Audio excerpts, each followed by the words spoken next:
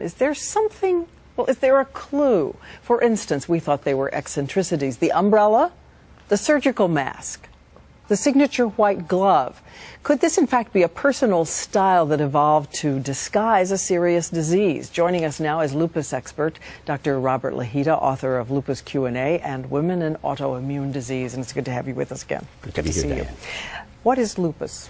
Lupus is an autoimmune disease, as you said, where the immune system, one of our larger systems that's designed to protect us against germs and viruses, actually attacks our own body cells and tissues. And let's talk about some of the consequences of that, because vitiligo, Michael Jackson acknowledged having vitiligo, which is splotchiness of the skin. Is this lupus related? This can be autoimmune disease related. Many patients with lupus have vitiligo, but he had a form of skin lupus called Discoid lupus, which affects about 40% of the patients with lupus, and you do get depigmentation. It does splotch your skin. Now, let's take a look at the umbrella, because you have said, one thing you say to lupus patients, don't let the sun hit your skin. That's right. That's right. So that umbrella, which you carried out in the sun, may have been just that. That's exactly correct. And then there was something else that intrigued us, because Cicely Tyson, as we know, wonderful actress, said something that startled us yesterday. She said, my designer also designed for Michael. All of a sudden he said to me, I'm doing this glove for Michael. Michael was beginning to develop the vitiligo. It started on his hand. The glove that he wore, the one glove, came into being to camouflage that.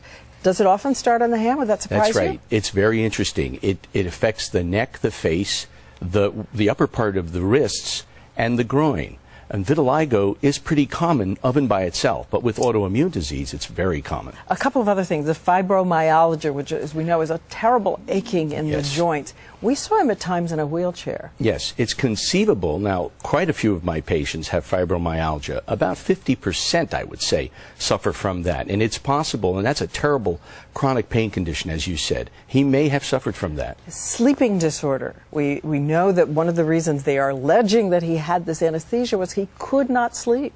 Very common to be an insomniac and have diseases like discoid or systemic lupus. And hair loss? Because a lot of people have presumed that the hair that he had was in fact a wig. We call the hair loss alopecia, and it is also very common, particularly in discoid lupus. And as you may recall, that he had that commercial accident here in New York City, and that's probably the time when the discoid lupus was discovered on his scalp. That's right. It allegedly burned his scalp. Final thing, lupus and heart.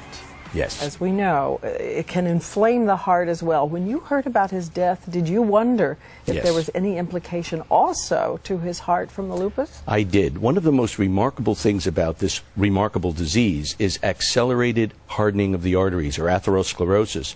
The heart is often involved, the blood vessels are involved in most of my patients, and premature heart disease is very common. And arrhythmias that could have been attendant to this Absolutely. as well. Well, again, Dr. Lahita, thank you so much. Thanks, Looking Diane. at those pictures in a whole new way.